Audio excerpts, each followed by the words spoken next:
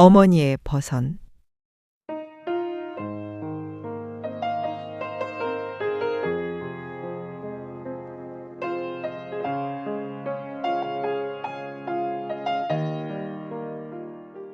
상자 하나가 있었습니다. 먼지 쌓인 창고 한편에서 아무도 찾지 않은 채 세월만 겹겹이 쌓여가던 작은 나무 상자. 그 안에는 어머니의 평생이 고스란히 접혀 있었습니다. 어머니가 돌아가신 지 3년째 되던 해였습니다. 저는 고향집을 정리하기 위해 시골로 내려갔습니다. 어머니가 살아계실 때부터 살던 그 집. 어머니와 함께 낡아가던 그 집을 이제는 비워야 했습니다.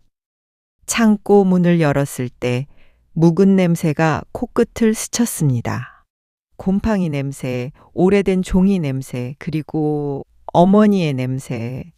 구석진 곳에 작은 나무 상자가 놓여 있었습니다. 자물쇠는 이미 녹이 슬어 부서진 상태였습니다. 아무도 열지 않았던 상자. 어쩌면 어머니조차 오래전에 잊으셨을지 모를 상자. 뚜껑을 여는 순간 가슴 한편이 묘하게 저렸습니다. 그 안에는 하얀 버선 한 켤레가 놓여 있었습니다. 세월의 때가 묻고 실밥은 여기저기 풀려 있었습니다. 버선 바닥에는 수없이 기운 흔적들이 겹겹이 남아 있었습니다. 마치 나무의 나이테처럼요. 저는 그 버선을 조심스럽게 손에 들었습니다. 그리고 문득 깨달았습니다. 이것이 어머니께서 제게 남기신 마지막 편지라는 것을요.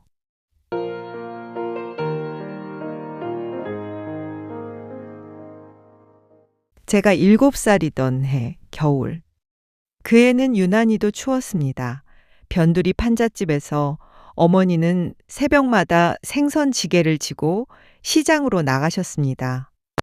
아버지는 6.25 전쟁 때 다친 다리 때문에 제대로 일을 하실 수가 없었습니다. 가족의 생계는 온전히 어머니의 어깨 위에 있었습니다. 그때 저희 남매는 학교에 갈 나이였습니다. 애들 발은 따뜻해야 감기 안 걸려. 어머니는 늘 그렇게 말씀하셨습니다. 그러고는 새벽마다 시장에 나가시기 전 촛불 하나만 켜놓고 바느질을 하셨습니다. 저희 남매의 버선을 깁는 일이었습니다. 어느 날 저는 졸린 눈을 비비며 물었습니다. 엄마, 그거 누구 거야? 어머니는 하늘을 한번 바라보시고는 수줍게 웃으며 대답하셨습니다. 우리 순이 우리 민호 거지. 어머니의 버선은 늘 해졌습니다. 한겨울에도 어머니는 당신 버선을 기우고 또 기워가며 몇 해를 신으셨습니다. 발 뒤꿈치가 다 닳아서 얇은 천 하나로 겨우 발을 감싸는 정도였습니다. 하지만 저희에게만큼은요, 어머니는 새하얀 버선을 꼭 신기고 싶어 하셨습니다. 그해 겨울 어머니의 버선 한쪽이 크게 찢어졌습니다. 장날 새벽 얼어붙은 장터길에서 넘어지시며 돌에 걸린 것입니다. 어머니는 그 버선을 찢어진 채로 그냥 신고 집으로 돌아오셨습니다.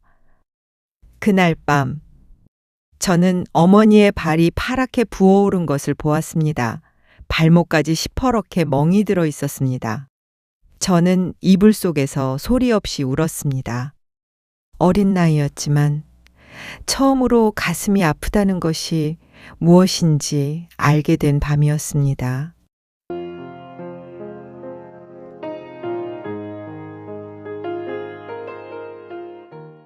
어머니가 돌아가신 지 얼마 되지 않았을 때 저는 시골 장터에 갔다가 김할머니를 우연히 만났습니다.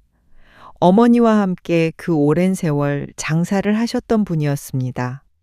할머니는 제가 들고 있던 상자 속 버선을 보시더니 잠시 말없이 가슴께를 눌렀습니다.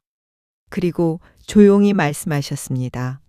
그거 네 엄마가 마지막까지 버리지 못한 거지? 저는 고개를 끄덕였습니다. 할머니는 낮은 목소리로 이야기를 이어가셨습니다. 네 아버지 돌아가시고 나서 말이다. 네 엄마가 장에 나와서 처음으로 번 돈이 있었어. 그때 네 엄마가 가장 먼저 산 게 바로 저 버선이야. 자기 거래. 애들 것만 사고 또 사고 하다가 평생 처음으로 자기 발에 맞는 걸 샀다더라. 그것도 새 것으로. 근데 말이야, 그걸 신자마자 눈보라치는 날 넘어져서 한 번에 찢어졌지. 네 엄마가 그때 그러더라. 아이고, 나는 원래 이런 팔자지 하면서. 근데도 그 버선을 버리질 못하더라. 자기한테 사준 유일한 새 것이었다고. 저는 그 자리에 선 채로 말을 잃었습니다. 어머니, 평생 자기에게는 단 한 번도 제대로 베풀지 못하셨던 어머니. 그 하나뿐인 선물마저 채 신어보지도 못하고 찢어진 버선. 저는 그 버선을 가슴에 안았습니다. 그리고 소리 없이 울었습니다.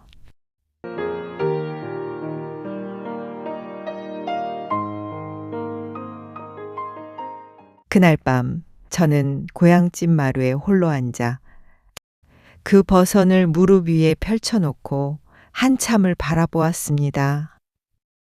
버선 바닥에 기운 흔적들. 한 땀 한 땀 실밥이 교차하는 그곳에서 어머니의 손길이 느껴졌습니다.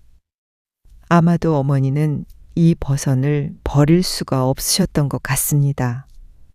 당신이 당신을 위해 처음 산 것, 당신이 당신을 사랑해 보려고 했던 단 한 번의 시도, 그게 이렇게 끝나버린 것에 대한 서러움이었을까요?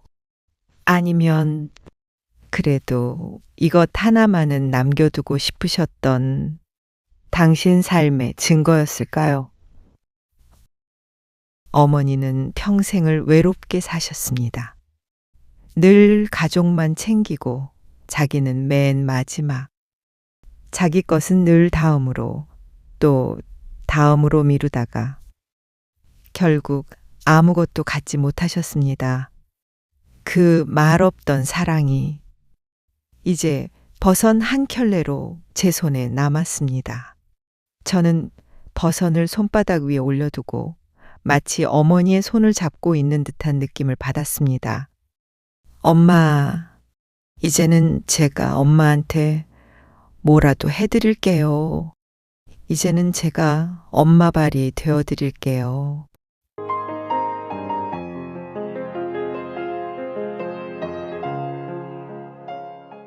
며칠 뒤였습니다. 저는 그 버선을 조심스럽게 작은 액자 속에 넣었습니다. 그리고 서울집 거실 햇빛이 가장 잘 드는 벽에 걸었습니다. 누가 봐도 그냥 오래된 천조각일 뿐입니다. 하지만 저에게는 평생 잊지 못할 어머니의 마음이었습니다. 어머니의 발자국처럼 남은 사랑.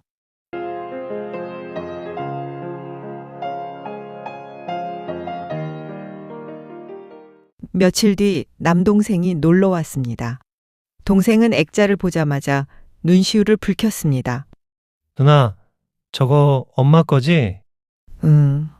엄마가 자기한테 처음이자 마지막으로 사준 거. 동생은 한참을 바라보다가 말했습니다. 엄마는 자기 걸 한 번도 제대로 산 적이 없었지. 저는 고개를 끄덕이며 대답했습니다. 이제는 우리가 엄마의 버선을 꿰매야지. 우리가 엄마 발이 되어줘야지. 그 말이 끝나자 동생의 눈에서 조용히 눈물이 흘러내렸습니다. 저도 울었습니다. 저희 남매는 어머니의 버선 앞에서 한참을 그렇게 서 있었습니다.